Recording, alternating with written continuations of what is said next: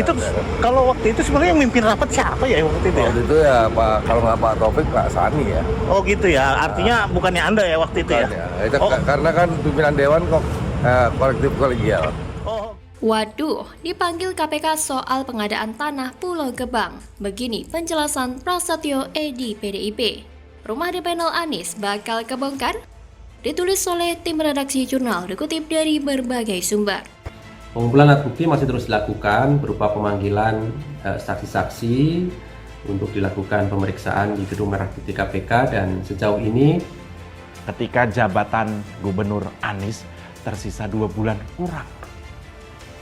Ketua DPRD DKI Jakarta Prasetyo Edi Marsudi dapat sorotan setelah diperiksa Komisi Pemberantasan Korupsi atau KPK soal pengadaan tanah di Kelurahan Pulau Gebang, Cakung, Jakarta Timur pada 2018 sampai 2019. Dia diperiksa karena menjabat sebagai Ketua Badan Anggaran atau Banggar DPRD DKI Jakarta. Politikus PDIP itu menjelaskan tanah di Pulau Gebang digunakan untuk membangun rumah dengan uang muka atau down payment atau DP 0 rupiah. Prasetyo tidak mau berbicara banyak soal pengadaan tanah di Pulau Gebang untuk pembangunan rumah DP 0 rupiah. Menurut Prasetyo Edi Marsudi, fraksinya tidak sependapat dengan pembangunan rumah itu. Fraksi PDI Perjuangan menolak DP 0 rupiah, kata Prasetyo. Pria kelahiran 13 Mei 1962 tersebut mengaku tidak ikut pembahasan anggaran pengadaan tanah Pulau Gebang. Kasus pengadaan tanah di Pulau Gebang ini merupakan pembangunan dari perkara korupsi pengadaan tanah di Muncul. Kasus pengadaan tanah di Muncul ini menjerat Direktur Utama Perumda Pembangunan Saranajaya periode 2016 sampai 2021, Yori Cornelis Pinontoan dan kawan-kawan. Kedua kasus pengadaan tanah di Muncul dan Pulau Gebang ini adalah untuk proyek rumah DP 0 rupiah yang dikampanyekan Anies Baswedan saat Pilkada Jakarta. KPK sudah menetapkan tersangka dalam kasus dugaan korupsi pengadaan tanah di Kelurahan Pulau Gebang. Hingga saat ini, KPK belum mengumumkan ke publik. Kasus pertama, yakni pengadaan tanah di Muncul, sudah selesai disidangkan dan sudah ada vonis pidananya. Majelis Hakim Tindak Pidana Korupsi Jakarta memvonis Yori Cornelis Pinontoan dengan hukuman 6 tahun 6 bulan penjara di kasus korupsi tanah Muncul. Selain itu, Yori juga diwajibkan membayar denda 500 juta rupiah, subsidiar 6 bulan kurungan di Pengadilan Tipikor Jakarta, Kamis 24 Februari 2022. Majelis Hakim Pengadilan Tipikor Jakarta menyatakan bekas Dirut Saranajaya tersebut terbukti telah melakukan korupsi dalam pengadaan tanah untuk program rumah DP 0 rupiah. Akibat perbuatannya, Hakim menyatakan negara dirugikan sebesar 152 miliar rupiah. Vonis tersebut lebih ringan dari tuntutan jaksa KPK, yaitu 6 tahun 8 bulan penjara. Kalau mau berpikir waras, program rumah DP 0 rupiah itu tidak mudah terwujud, tapi Anies menggampangkan semuanya dengan alasan keberpihakan dan ingin jadi gubernur. Makanya program ini sangat dipaksakan dan beneran bermasalah. Dan lucunya lagi, awalnya pernah bilang rumah tapak, tapi ujung-ujungnya hunian vertikal juga karena lahan terbatas. Sejak awal pun janji Anies ini terlalu muluk untuk direalisasikan, hanya saja masih banyak yang terlalu bodoh sehingga tidak menyadarinya. Masih banyak yang bangga dibuai dengan janji manis, sehingga nalar dan logika disingkirkan. Padahal, dalam politik apapun ceritanya, rakyat kecil seringkali dimanfaatkan. Dijadikan alat jualan pencitraan, dijadikan sapi merah, dan pada akhirnya paling sering jadi korban janji manis yang tidak terwujud. Mereka diangkat setinggi mungkin, lalu dijatuhkan lewat PHP. Begitulah kira-kira. Hingga pada akhirnya nasib rakyat kecil tetap seperti semula. Hanya saja harapan sempat meninggi karena ada janji dari calon pemimpin yang begitu ngebet ingin berkuasa. Harapan tersebut sirna dan hanya bisa gigit jari. Janji besarnya kacau berantakan. Rumah DP 0 rupiah gagal total. Janji boleh muluk asalkan bisa dilakukan dan diwujudkan.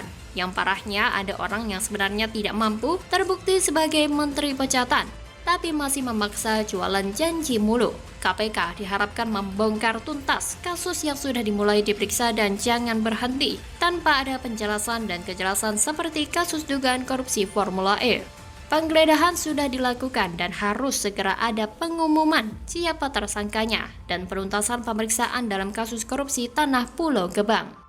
Bagaimana kalau menurut Anda?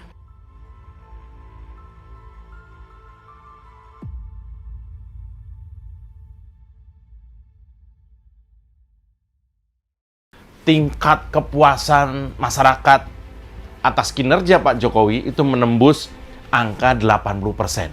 80% tembus. Modiar, narasi perubahan Anies tak laku selama publik puas dengan Jokowi. Anies siap-siap jadi gelandangan politik. Ditulis oleh tim redaksi jurnal, dikutip dari berbagai sumber. Ini sih menurut saya udahlah. Daripada habiskan waktu untuk pura-pura disukai rakyat, lebih baik fokus ke yang diinginkan rakyat. Anda akan mendapatkan respek dari rakyat. Dan pada saatnya kelak, itu akan diingat rakyat dan bisa jadi giliran Anda masuk ke istana. Dari situasi ini, kita bisa lihat kalau Nasdem lah yang pegang peranan. Anies mau diapain, mau dimainkan, atau dijual juga, asal harganya cocok. Semua demi kepentingan Nasdem, bukan kepentingan Anies. Peneliti utama Indikator Politik Indonesia, Burhanuddin Muhtadi, mengatakan narasi perubahan kubu bakal calon Presiden Anies Baswedan tak akan laku selama tingkat kepuasan masyarakat ke Presiden Joko Widodo tinggi.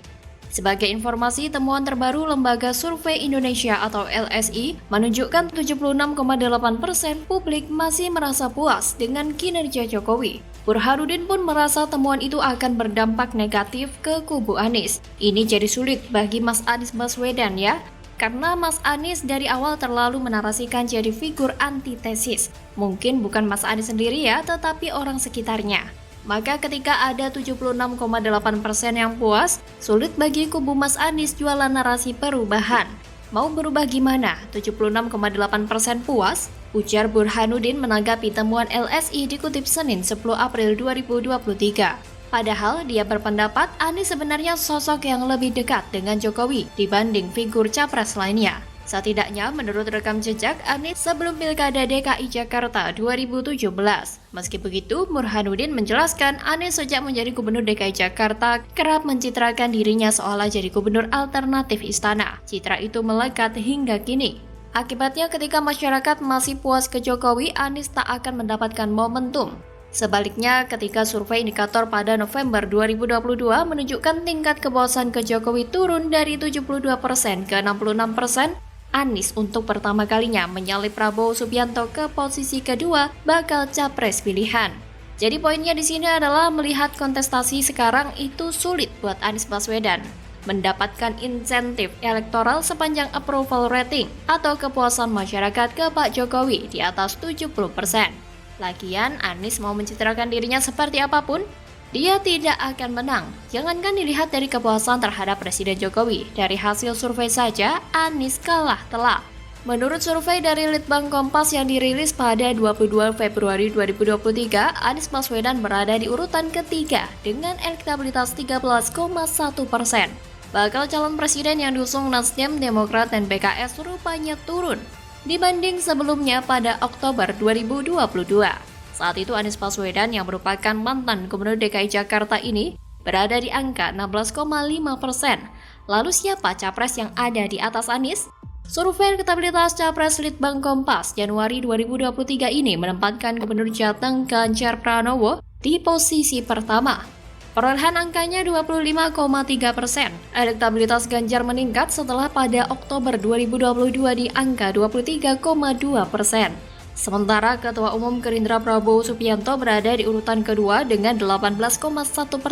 Setelah Ganjar, Prabowo, dan Anies di urutan keempat, ada Gubernur Jawa Barat Ridwan Kamil. Ridwan mengalami kenaikan elektabilitas di angka 8,4%. Dari sebelumnya 8,5% pada Oktober 2022. Tokoh lainnya yang memiliki elektabilitas di atas 1% yaitu Sandiaga Uno 1,6%. Andika Perkasa 1,6%, Agus Harimurti Yudhoyono 1,3%, Tri Risma Harini 1%. Tokoh lainnya dalam survei Litbang Kompas ini memiliki elektabilitas di bawah 1%. Tidak menanjaknya tingkat keterpilihan Anies ini tentu dapat dilihat dari beberapa sebab. Hal tersebut bisa dimulai dari Anies yang tidak mencerminkan apa yang selama ini dia bicarakan dan apa yang sejauh ini bakal koalisinya narasikan. Perubahan yang digaungkan nyatanya hanya terbatas di bibir saat pidato saja. Sudah menjadi rahasia umum bila banyak simpatisan dan pendukung partai anggota bakal koalisi pengusungnya yang anti pada IKN. Tapi pada kenyataannya, Anies malah mengambil sikap sejalan dengan pemerintah saat ini. Anies malah menjadi pro pada pemerintahan rezim Presiden Jokowi. Anies berkata ingin melanjutkan pembangunan IKN.